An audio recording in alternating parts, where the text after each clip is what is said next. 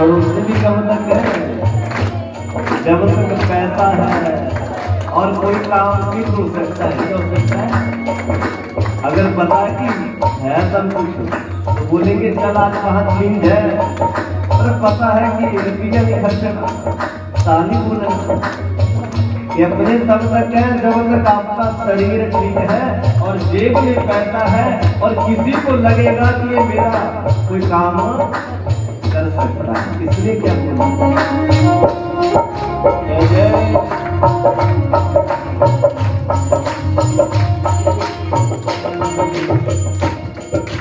पास खड़े हो मेरे हाथ पकड़ोगे,